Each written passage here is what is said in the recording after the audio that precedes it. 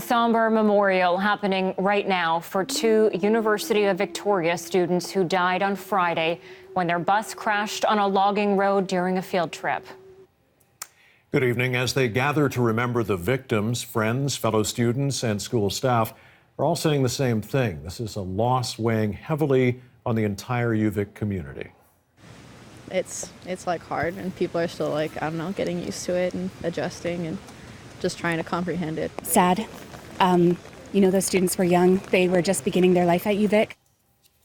Emma Machado and John Geardes, both 18, died at the scene when their bus crashed on a gravel logging road between Port Alberni and Bamfield. It rolled down the embankment. 17 others were sent to hospital.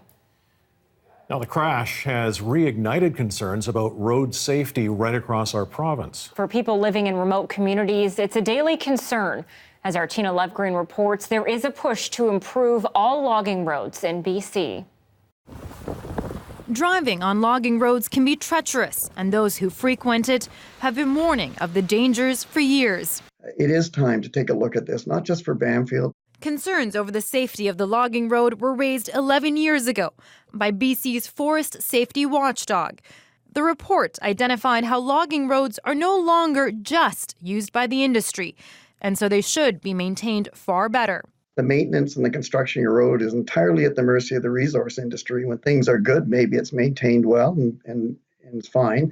But once the industry starts to go into any kind of downturn, your road goes to hell in a handbasket. It's a problem felt by other remote communities across the province who rely on logging roads to get in and out. This sign in Tahsis using humor to warn of the dangers. But joking aside, residents rely on Facebook groups to find out whether the road is safe for travel. We have some really tight curves that are places where people often slide off of the road or even roll their vehicles, and this is what we have to deal with.